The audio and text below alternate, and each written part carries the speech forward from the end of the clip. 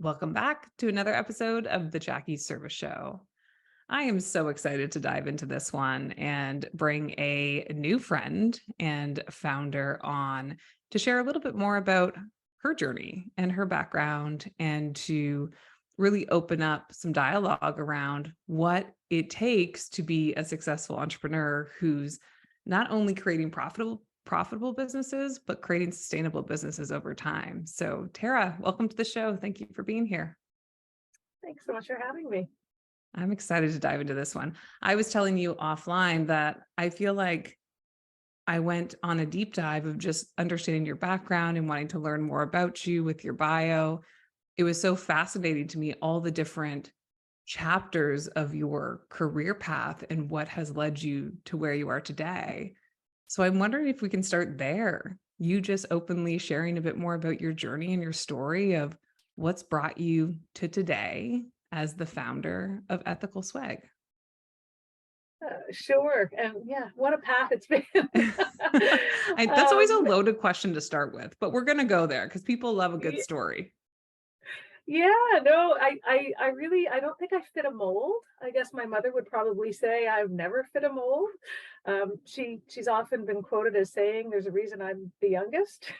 She couldn't go and have any more after me because she was like, I was all she could handle. So I've always sort of looked at the world a little bit differently, and you know, even school.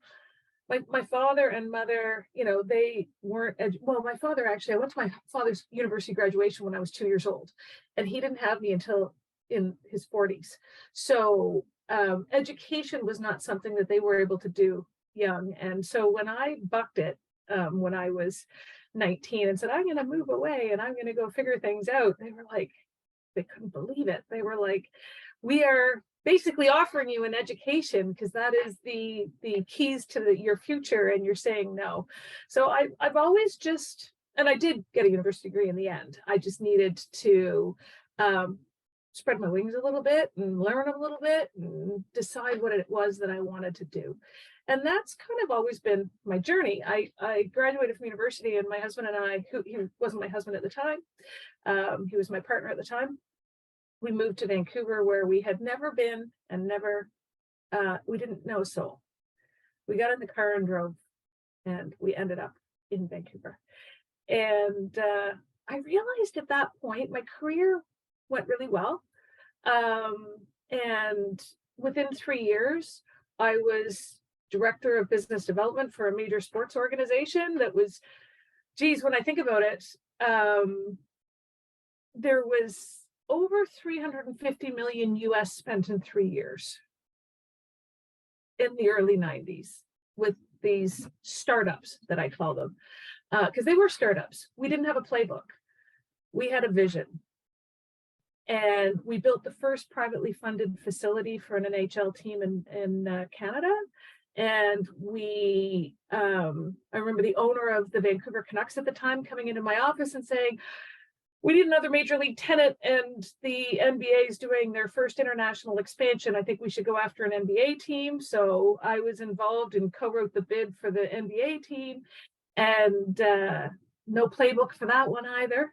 And then the owner of the Canucks was the original chairperson for the vision of the 2010 Winter Olympic Games in Vancouver. And of course, he came and knocked on my door again and said, okay, we think we're going to go after the Olympics. No playbook for that one either. So that's kind of been my career, is taking vision and turning it into reality. And I always wanted to do that for myself. I just didn't know. I guess I didn't have the business that I wanted to do, the idea that I wanted to do. And so I just kept filing away over 25 years, the things I loved about business and the things I didn't like about business, knowing full well at some point I was going to create a business, and I was going to create my own recipe that had the good stuff and the not so good stuff. And that's where I am today now, after having worked for government and Crown Corporation and tech startups and professional sports. Almost every job I've ever had, I haven't applied for any jobs, and none of them have had a playbook. every job I've ever had has never existed before in my entire career, which is kind of bizarre. But I just decided once I turned 50 and my kids were a little older, I was like, okay, now it's time to take all of that info that I've been gathering for the last 25, 30 years and start now layering that into what I think business, how business can really be a vehicle for change. Mm, I love that. Isn't in some ways, though, that the definition of entrepreneurship, in quotes, there is no playbook, right? Totally. Like the fact that you had almost spent an entirety of your career, it sounds like, with no playbook, no, here's the job description, here's exactly what it looks like, here's the proper onboarding. It was more this, hey, we have this vision and we're trying to bring something to reality. And so figure it out. A little bit of that energy, just in my experience, having come from over a decade in large corporations, and then the last 7 years transitioning into building and running my own business. That's how it feels. It feels like all of the, corporate jargon is essentially thrown out the window, and there's a little bit of grit and resilience and let's try it on and figure it out and keep the things that work and leave the things that don't type of energy that's really shown up, which is one of the things I love most about being an entrepreneur. And I can see very clearly how that transition for you of that was almost your upbringing in business of not having roadmaps or plans. And now as you run your own business, I'm sure there's so many synergies or things that you've learned along the way that you can take forward. Totally. Totally. I think entrepreneurship is a mindset. And Mm. so, I think I've always been an entrepreneur. I just didn't, I was spending other people's money, I guess, until now. You and I both. You and I both. But it is a mindset, right? And it's being willing to approach a problem with not knowing the answer and realizing, okay, I'm just going to roll up my sleeves and figure this out. Mm. And it's just a series of figuring it out. Like nobody actually has it figured out. And I think that I learned really sort of early in my career, even these big things that impact cities, countries. Somebody started with an idea and they just figured it out. And that's kind of what it is. And some Mm. people do it better than others, and some people are more inclusive, and some people think about others in different ways, and some people think what's normal. I would scratch my head and say, I don't think that should be normal. I don't think that that's the way we should be, operating this playbook. I think there's a better way to do that. But also on the flip side, I've got to say, I've worked with some of the best, and they've inspired me so much. Mm. Like back when we were doing the Canucks, and the organization was branded Orca Bay Sports and Entertainment while I was there. So we had the NHL Vancouver Canucks, we had the NBA Vancouver Grizzlies, we had what was called General Motors Place at the time. We had, TV, print, we had sponsorship, we had all kinds of different properties. There was a lot going on. And I was in my 20s. The owner of the Canucks was in his mid 30s. Like we were all quite young. We didn't have a lot of experience. It was a real sort of amazing energy. And a lot of those people that I worked with went on, like Todd Lywicki was the chief operating officer of the NFL for years. Mhm. Tom Anselmi was the CEO of Maple Leaf Gardens and involved with Toronto Maple Leafs. Like I could go on and on. The people that we worked with, we were all like late 20s, early 30s doing stuff. And it was a really interesting time, but it was inspirational. Like they were amazing. And I was mentored by some of the most amazing people, even though they were only a few years older than me. And we were doing really neat stuff. Like we were thinking about the community and we were thinking about the impacts of the decisions that we were making. And there wasn't, the internet didn't even exist back then. So there wasn't like TED Talks on this stuff. Right. They were just doing it. Like I remember we were so busy. Like it was insane what we were doing. Like I said, we spent over 350 million US dollars in 3 years. And I remember a nurse coming in to the owner of the Canucks, his name's Arthur Griffiths, and she pitched him on a hospice. And he came out of that meeting and he came into my office and he said, "We're going to do a hospice." I just went, "Oh God, Arthur." Because every time he had an idea, he'd seem to walk into my office and, "We're going to do this." And I was like, "Oh, I've got no more bandwidth. We've got no more bandwidth." He's like, "No, this is important. And we are going to use our platform to be able to do something for the community and figure it out." And that was in the early 90s. And Canuck Place still exists to this day and has impacted so many lives. And it could have been so easy to just say, "Oh God, Arthur, no." But, it just got rolled into what we were doing and it became a part of our fabric. So, I was really fortunate. And then I also worked in a very male dominated area. And there was a lot of things that I was like, ooh, like, where's the space for the women? Mhm. And why am I being paid less than the guys?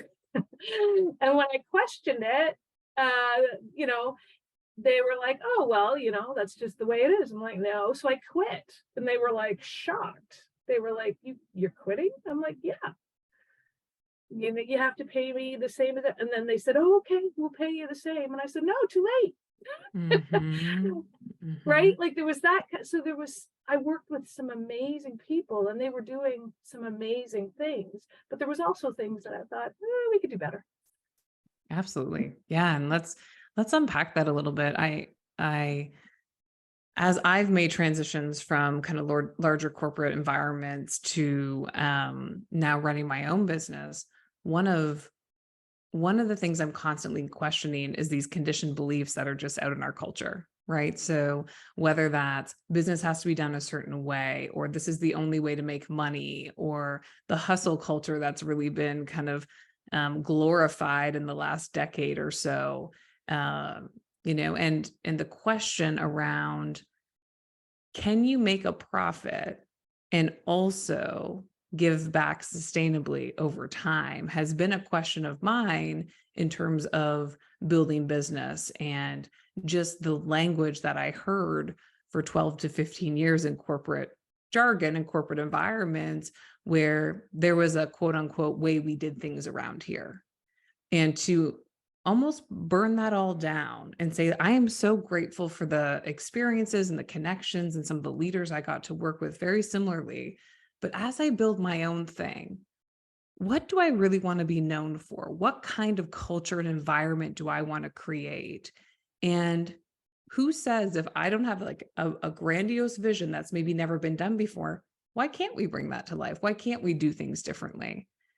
And I feel like that's something that's been so near and dear to your heart from all the information I've looked at, which is, as you've built ethical swag, it looks like you've been doing that in a way to be both profitable and sustainable over time, to really give back to community, to your people, to really think about equity and even things like creating culture and ethical pay in your structures. Before we get there, maybe let's just level set. Can you share, like, what is ethical swag? What's a little bit of the foundational story of ethical swag? And then we can start to talk through how you built that and how some of these experiences in your past really led to you building the foundational blocks differently for your company. Absolutely. Yeah. Ethical swag, I think of it as a vehicle. We do sustainable promotional products. I knew nothing about the industry. I had no idea what vector artwork was when I started. I had no idea what the supply chain was. I knew nothing. I just saw a disconnect between what people were putting their logos on and what they said they stood for. And I was like, wow, can't be that hard.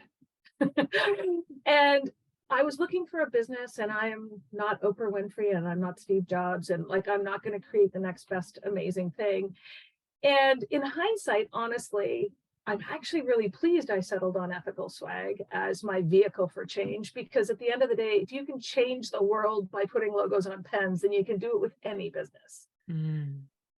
Because we don't have any proprietary software. We don't have, and what I'm ultimately trying to do is inspire the next generation of entrepreneurs to realize you can have profit and purpose in the same sentence.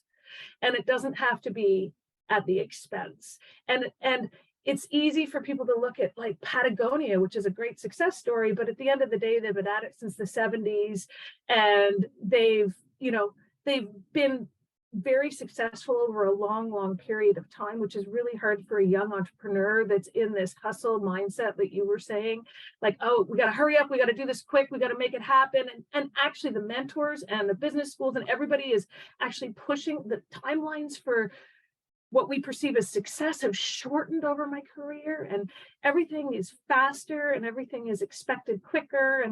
And so, I'm looking at it going, well, no, like we have to really sort of address a lot of those things in business. And I'm really pleased that I'm doing it with a business that is really cool and really fun. But at the end of the day, it doesn't matter what your business is. That's my message. You can do it and you can impact lives, because sustainability for us is not, just environmental stewardship. Sustainability for us is, how do you build a sustainable business? How do you consider the people within that business? How do you set a governance structure that ensures that the people working with you and for you are going to be taken care of in a way that's meaningful? That's what sustainability is for me. It's not, how do we raise a bunch of money so that there's a few people that make a bunch of money when they get out quick? And like, if a lot of people if a short number of people or a small amount of people make a lot of money, somebody's lost money. It's right. So it's like, well, no, I made, 20 million or whatever. It's like, well, who lost 20 million? Because I don't know that you actually, what goes up must come down. Anyway, so I feel like sustainability, I'm trying to define it as it relates to so much more than just climate and so much more than just even the people. It's like the longevity of the business and building a foundation. And that sort of thing. So ethical swag, I don't know if I answered your question, but we are a sustainable promotional products company. We're a certified B Corp. And there's not very many of us in our industry. I was going to say, how many? I can't imagine that there are many in your industry. No, so there's over 25,000 promotional products distributors in North America. Wow. I don't know the exact number, definitely under 20. Out of 25,000. Wow. And we have there's a few of them that I hired one of them. People would consider them a direct competitor, but I just have the attitude, if my direct competitors, the certified B Corps that are in the promotional product, if they're successful, then that defines success for me. I don't see them as competitors. So we actually collaborate, we talk, we share, because that's just the way we all approach business. It's kind of fun. I love it. Some of my closest friends and people who I've built in business with do the exact same thing I do from a service standpoint. And the flip is, when you see abundance and that there's enough for all, and we can all learn from one another, there's just a different vibrational energy that you can put out in the world, in all honesty. And it feels, in my opinion, after coming from what felt like a very results-oriented competitive environment, it feels so much more natural to be collaborative for me and to recognize that there really is abundance, and it's not a fighting for a piece, because there's so much abundance in the world and we can serve so many more people if we come together, is how I see it. The ripple effect can be so much greater together than individualized and compartmentalized when we think about businesses. Absolutely. Yeah. 100%. That's how I feel as well. And let the market, that's what I love about business, let the market decide. I'm not worried. Like, I had a colleague of mine saying, you hired your competitors and they know who your clients are. And I'm like, yeah. I'm like, if my client decides that they want to go with this other company versus us, well, then that's on me, not on them. Like, we need to do a good job and let the market decide where they want to spend their dollars. Yeah. For me, how can we harness that?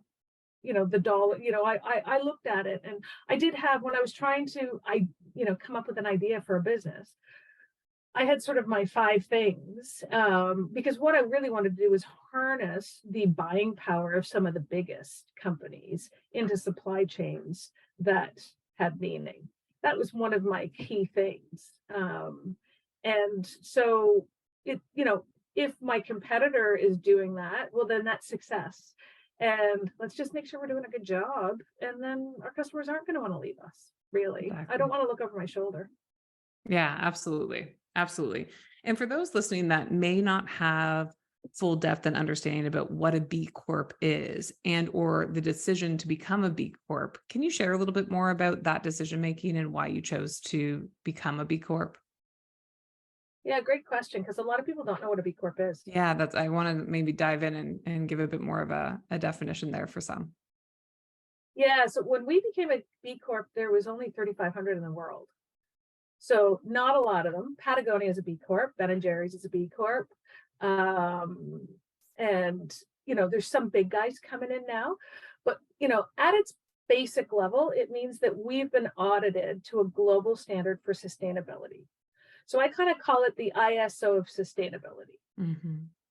So we have opened up and been completely transparent to be audited around key pillars, around governance, around community, around employees. And, they audit us to the effect of, do you listen to what your employees have to say and implement changes based on their feedback? And if you tick the box, yes, they're like, show me examples of emails, show me examples of where, when, how you actually did that. So it's all the things around sustainability. And you have to score a score in order to become a B Corp. It's exceptionally onerous. It is not for the faint at heart. It is not a certification that you can buy. It is a certification that you have to earn. And it's not for everybody, because it is, when you're trying to run a small business, there's this sort of pile of things, accountabilities that you have to sort of report on and that sort of thing. For us, I felt it was exceptionally important. We were doing these things anyway, but we don't get to meet our customers. Our business model and the way that I structured the business, I knew that we wouldn't be meeting our customers face to face. And I was like, how do we make sure that they know that we are doing what we say we're doing? Because there's so much fake news and bogus reviews out there. How do you discern what's true and what isn't? Mhm. Now in the world of AI, oh my God, I can't even imagine. So, it was a means for us to communicate to the world that we are who we say we are, and we're doing what we say we're doing. It's And a that's why it was standard important to us. at the end of the day. It's here's the standard in which we aren't just, it's the practice what we preach. I talk about this a lot because of the world of social media and what's out there. Sometimes I question, okay, how much of this is authentic and real? And is this scripted? Is this AI? Who am I actually talking to? All of those things that are going to really morph in the next few years, not even decade. It's so quick right now how fast things are changing in the environments. What I love about what you're saying is this just holds us to a standard, and we have shown and been very transparent about how we operate within the walls of our environment to be able to adhere to the standard. And I love that that's something that you've really put the energy behind going against. As you said, it's not for the faint of heart, and really decided that no, this is a stamp for us to continue to showcase the world, our own employees and our environment, our clients, really who we are. And what we do is actually right here for you. We're really kind of owning who we are in that way. I'd love to pull at that a little bit more as you think about the foundations of teams. So a lot of what we do around here is really connecting incredible humans with growth-oriented companies, support building a lot of executive teams and leadership development once individuals are in-house. I'm curious for you, as you transition, it sounds like you worked for really inspiring leaders. It sounds like you were in a lot of different environments where you were obviously a peer and had to build with teams. As you built your own organization, what were some of the fundamentals around humans and teams and building culture that were really key for you as you thought about continuing to grow Ethical Swag? Yeah, wow, you really hit it because it's at the core of why I did it, Mm, honestly. Um, and oh my gosh, I wish I had hours because I could go on forever. But for me, and through my lens as a woman in business, I saw throughout my career, and it's got better, but I'll tell you, when I had my first daughter, over 26 years ago, I'd be on the playground and it was like a brain trust of brilliance that was being marginalized and left behind because they were choosing a lot of them wanted balance, but balance wasn't an option. It was you had to choose your family or you had to choose your work. And I stood there and I was very fortunate and I carved out really meaningful work 27 years ago, when I had my first daughter. And there was an envy that I would see amongst these professional, generally women at that time. Oh, like, aren't you lucky? The internet wasn't a thing and email wasn't even a thing back then.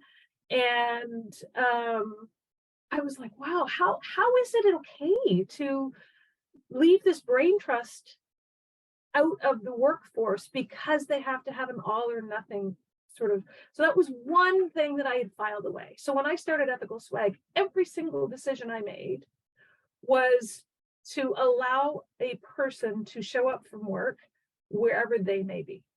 mm, I wanted to be able to hire for talent, not location.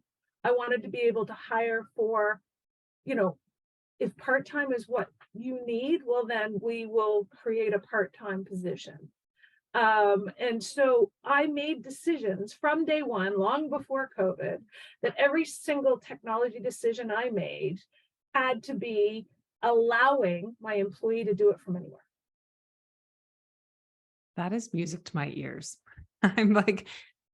I'm so glad that you even shared that this was well before COVID. People have maybe changed their tune now because in a lot of ways there was a force, almost a greater force that had us look at things differently. It forced a little bit of a flip the switch. I love the mentality that pre-COVID, you were thinking about how do I hire the best talent, period. Period. Here. There's no 12 other filters that also have to go in that sentence. It's not where they're located. They have to be here. They have to be of a certain amount of years of career. They have to live in a certain location. They have to be a mom or not be a mom, whatever, and obviously those things aren't necessarily said outwardly. But if you look at some of the trends, like there has been historically gaps in females' businesses in their 20s, 30s, 40s as they're having families because there was almost a forced pause, you know, even as frequent as like 5, 6, 7 years ago. And now that we flip the switch to say, no, we actually can work from anywhere and you can just go hire the best of the best talent. I think people are starting to catch up to that philosophy, but your mindset of a leader of I'm hiring the best talent, period, is just music to my ear. It literally just opened up my entire heart. I'm so grateful that you chose to lead that way and really make a stand for that. It was one of my key pillars. And so every single decision I made was ensuring that we could do that. And I'm really clear with my employees about where I stand. And, like I want them to show up as their whole selves. And if they're having a bad day, then you check out. Like when you show up to work, I want you to show up 100%. But if something's going on in your life and you can't show up, just put your hand up and say, you know what, today's not a good day for me. Does somebody have my back? And let me tell you, like one morning, this is way, a few years ago, long before COVID. And I got back from the gym, I work out in the morning, and I had a message on my phone saying, can you cover for me for 2 hours today? A whole bunch of stuff happened last night. I've got to drive 5 hours. I've got to get this and this and this and this. But if you could just cover for 2 hours for me. So I'm like, obviously they're awake, like 7 o'clock in the morning. I phone up and I'm like, what is going on? She's like, okay, well, my husband's flight got messed up and he's not well. And I got it. And like, she had to drive to an airport 5 hours away to get him and all this kind of stuff. I was like, so just take the day. And she's like, no, I can hotspot from my phone and I could like, I was like, take the day, put on a podcast, go do what you need to do. And she's like, oh, thank you. But I tell that story because I'm like, wow, what an amazing commitment that person had to our company. That she had all these things going on, but she's like, how can I make it work without letting anybody else down on the team? And everybody shows up like that. Like everybody jumps in to figure out how they can help each other, because you just create this environment where it's okay to have, like, none of us are perfect and stuff happens on the daily. And I have another employee and her husband's was supposed to have a week off. So she had planned on having him doing a bunch of things with the kids. And at the 11th hour, his employer said, no, actually, we need you at work. So their entire week went sideways. They had enrolled their daughter in, a very expensive program, like a camp thing that they couldn't get their money back with. But she hadn't planned on taking her daughter to this thing because her husband was supposed to be off. She didn't even she just put a message in Slack and said, I'm going to be hard to reach this week. Something's happened. And it's like, that's fine. And I find out after, it's because her husband's employer pulled the carpet out from underneath him. And he had to go back to work to do this thing. But she knew it's okay. I can make this work. It sounds like you built a foundation of trust, like where people can authentically show up as themselves and they can say what they need and mean what they say. And it really feels like there's a culture of trust there. That's just an observation looking from the outside in. Can you talk about that a little bit? Do you feel like within your environment, there's truly a foundation of trust? And if so, how did you establish that? Like, what were some of the leadership beliefs or philosophies or mindsets that you have created this business around so that people can wake up on a Monday morning or late on a Sunday night and send a note to the team to say like, hey, this has happened. Do you have my back? Or I need some support this week, and people will all dive in. What do you think is kind of the root cause of some of that? So yes, my goal is to have, I come from a place of trust. And I think this is another thing that I've put in my sort of, I'm not going to do that pile as I've sort of gathered things over the years. So I think business comes from a place of distrust. They don't trust you. That's the default. And I very consciously, just like I very consciously said, I want to hire for talent, not location. I very consciously said, I will trust until you give me a reason not to. So our default is trust. And we are very much a compliant-based sort of culture versus a permission-based. I don't want to tell you how to do your job. I don't want to tell you what you can and cannot do. We work really hard to define what success looks like. And then I allow the employees to navigate that. When you say you define what success looks like, is that holding the vision? What does that mean to you? Yeah, so it's, I use an old analogy. Oh my God, years and years ago when I was doing the Olympic bid, I had my assistant come into my office and she goes, oh my God, Tara, so-and-so just offered us like this amazing thing. And I can't remember what it was, but she went on and on. She was so excited. And I just looked at her, I said, no. And she said, what do you mean no? And I said, it's the middle of winter. It's freezing cold. You're, finding the days long and dark. And somebody just offered you a all expense vacation paid to Florida. And it sounds really good, but it's actually not getting you any closer to where we're going. And she's like, I don't understand. And I'm like, we need to make decisions. We have a finite amount of time. We have a very clear goal. And you can only come into my office with ideas that are going to get us closer to our goal. And an all expense paid trip to Florida is not going to get us closer. At the time we were in Vancouver, and I used the analogy Florida, and I said, we're on our way to Toronto. So I said, if you can get me to Calgary or Winnipeg or, then come in. And so she'd come into my office. She's like, another time, and she'd be like, da, da, da. And then she'd sort of stop herself. She'd go, okay, we're going to Toronto. No, yeah, no. And she'd walk out, and she'd then learn which opportunities made sense and which didn't, because I clearly defined Toronto as our destination. So within Ethical Swag, we clearly define what success looks like. And that is, very clearly, we're all about meaningful work. We're all about thinking about our suppliers. And profit's absolutely important. We talk about where our numbers are. We're very transparent with the team and that sort of thing, but it's not at all costs ever.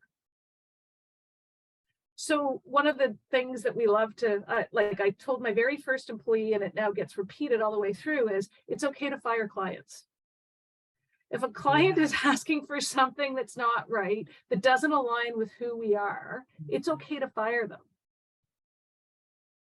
It's okay I feel like I should just start clapping. Like, I feel like the people listening are going to be clapping. There's so many things. There's so many like mic drop moments in this podcast.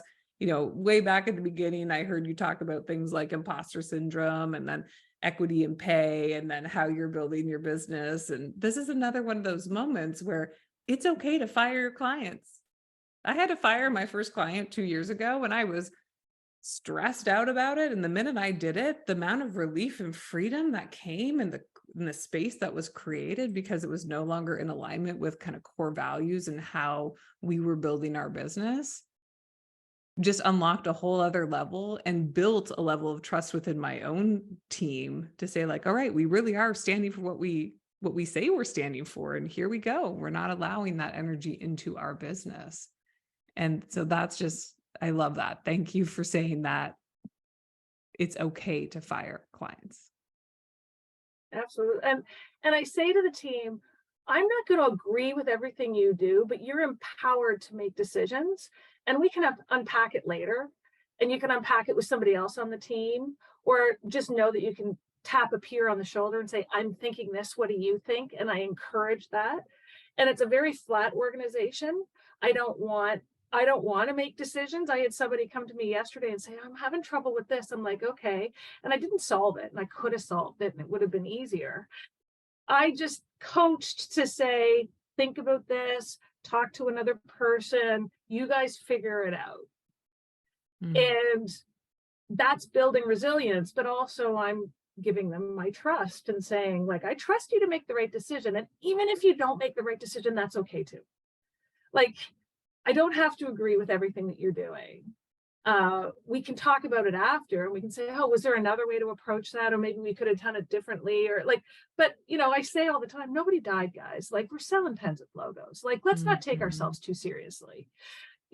We take what we do really seriously from a bigger picture. But if all of a sudden if somebody tries really hard and, FedEx, there's a snowstorm and they don't get it in time for their event or whatever, I'm like, guys, like, we can't control everything. We did our best.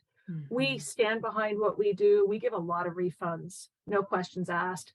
I don't even know all the refunds that go, because my team's empowered to do that. If you think that's the right decision to make for a client, and just do it, we'll figure it out. I love that. I love that. And I need to circle back on one of the things you said earlier, because it was part of your story of leaving a job because there wasn't equitable pay structures as a woman. How have you been mindful about building equitable pay in your own organization, having lived through an experience where, as a female, an executive female, you were paid less than everybody else sitting around the table? I ask, and this is so near and dear to my heart, because I had the exact same experience as my kind of first head of HR job with a big corporation. And I realized around the table, I was significantly the lowest person paid, both for age and for being a female. So I'm really curious about how that's then pulled forward as you have built your own business. Absolutely. So for me, when I knew I was getting paid less. Okay. I had no experience. I was in my 20s. I had never done any of this stuff before. And I was like, okay, all these guys have experience, so I get it. So I waited until I had a whole bunch of success. And I walked in and said, okay, now I've proven myself. So I didn't, just because I'm a woman or I'm in this position, I was like, okay, I get it. Like these guys, they came from the Commonwealth Games. They came from Expo 86. They came, like, they've got a whole lot of experience. I was like still in high school when they were doing this stuff. I get it, right? But once I racked up on my successes, I went in and said, now, at what point does experience trump, or does performance trump experience? And they never thought in a million years that I would resign. So they just said, oh, like, you're good. So I resigned.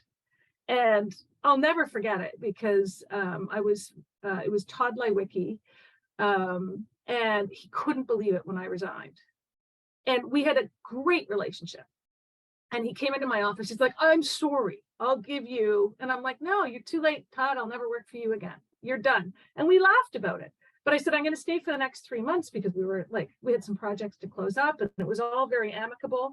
And I was like, this will never happen in any company that I start. And I'm very conscious of and we're just very transparent. People know what I make within the company. People know what everybody, like, it's a transparency that we have. And have I got it all figured out? No, not necessarily. I'm still trying to, and like, do we have to have it all figured out? No, but I think we have to be equitable, and we have to be transparent, and we have to be sort of vulnerable on it. Like, I've never run a company before. I just know that I don't want to make the same mistakes. Yeah. And, Todd and I had a great relationship after. When I had my first daughter, oh my God, the stuff, the gifts that he sent me, and, like, we had a great relationship. I just said, I'll never work for you again. He's like, I messed up. And by the end of it, I was there for 3 months. When I was leaving, he's like, I'll give you 20% more than what you asked for. And I was like, no, you blew it. And we still, I haven't seen him in years, but we would probably still laugh about it. I think that's it though. Like and one, just, I want to acknowledge you for actually standing in that, right? Like, no, I'm not going to continue to come into the organizations that almost like hold the carrot or dangle the carrot or kind of string people along. It's like, no, you've already shown me your cards, right? I asked for something, it wasn't delivered. There was kind of no acknowledgement of it at the time. And so you've shown me that. Okay, now I'm going to go create or go and do something differently that's actually going to support me from a value standpoint.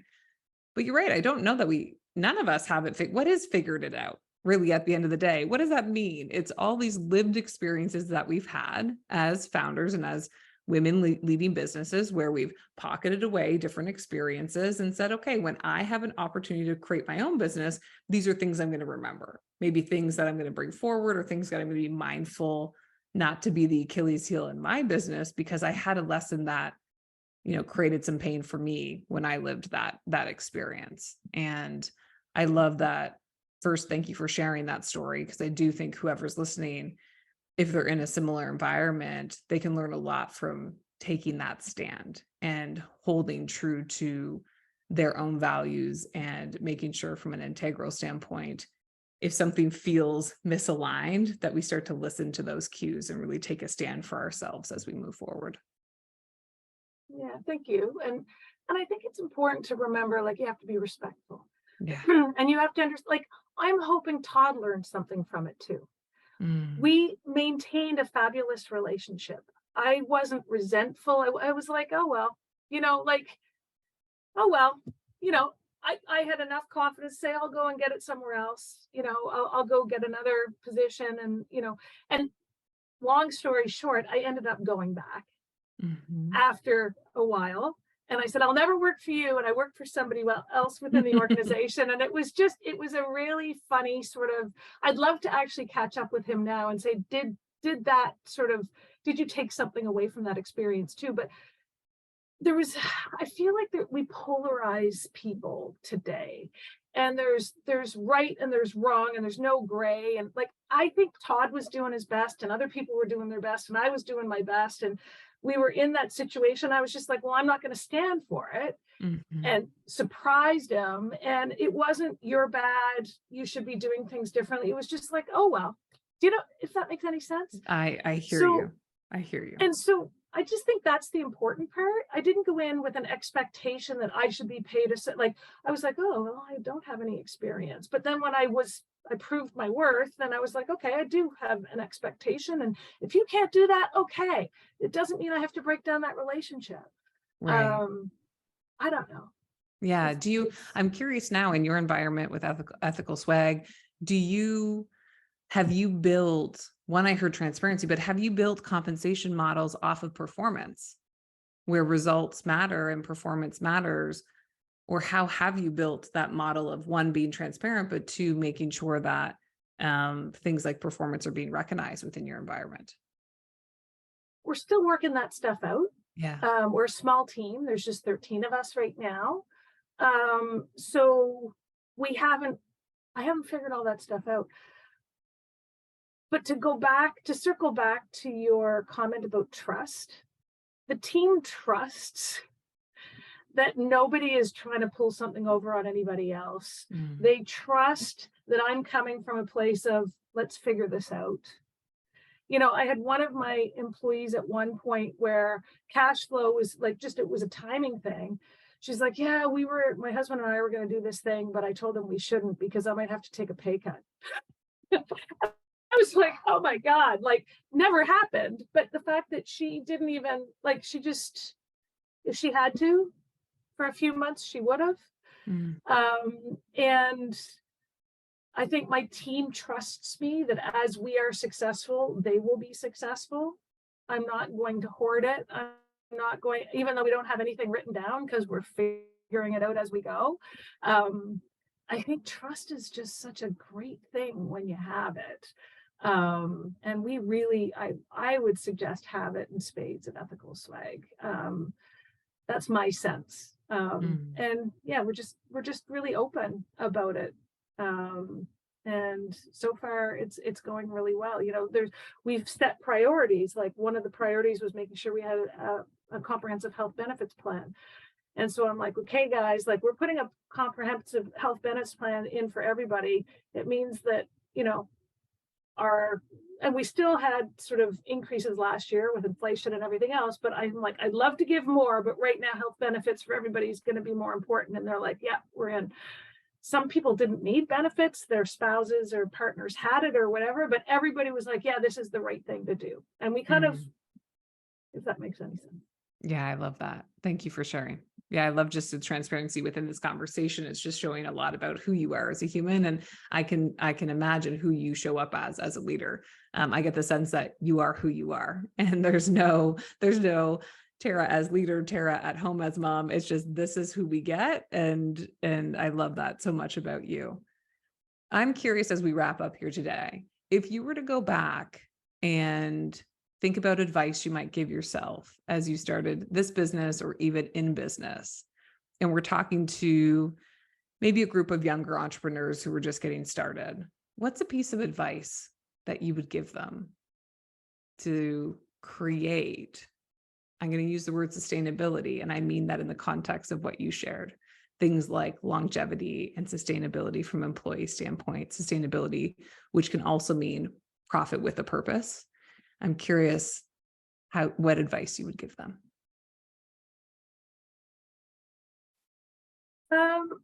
Don't listen to the people telling you it has to be a certain way. Because I feel like that's the mentorship and that's the coaching and that's what the incubators, and like, I was told I was wrong, but I had 30 years of experience and I had enough confidence and, experience to know that, okay, what I'm doing is different, but it's not wrong. And so I truly believe sustainability is the thing. Sustainable business is the thing that's going to get us through all of the roller coasters that we're going to hit. We more than doubled sales during COVID when every meeting and convention was canceled in the world, and all that sort of thing. Like, it builds resilience when you stay true to the core principle of sustainability, as far as I'm concerned. And sustainability became pretty popular during COVID, but Ethical Swag was established in 2010. It was a long time ago. So we were kind of ahead of it then, but I would say, use your moral compass. And if it's right, then do it, even if somebody tells you it's not right. And don't get caught up in what everybody else is doing. Do Mhm. what's right for long term and for sustainability, and your business and you will benefit. And sort of don't listen to people that tell you that that's not the right way to do it. I love this so deeply. I could talk to you for hours. Your philosophy and how you think, how you show up as just Tara, and how you bring forward, different philosophies from your background to really create ethical swag and what is a, company that is sustainable and does believe in profit and purpose is incredible. So I can't thank you enough for taking the time to be on the show today. If somebody wanted to learn more or get in touch with you, what are some of the best ways that they can find ethical swag, they can partner with you, or they can get in contact with you directly? So I'm on LinkedIn as Tara Milburn. Ethical Swag, we are Instagram, Facebook, and our websites, both Canada and the US, ethicalswag.com and .ca. And so, there's all kinds of ways to find us. Just Google Ethical Swag and we will pop up, and we'd love to hear from you. And yeah, no, it's been an absolute pleasure meeting you and chatting with you today. Thank you so much. We'll make sure that we link all that up in our show notes. So if you're looking for ethical swag, you don't have to go far. Just check out the show notes. Everything will be there in order to find both Tara and the company. But thank you so much for your time, for your knowledge, and just your expertise of what it's felt like to make that transition into the founder seat and how you've made choices to do things differently. So I appreciate you so much, and we'll see you next time on the Jackie Service Show.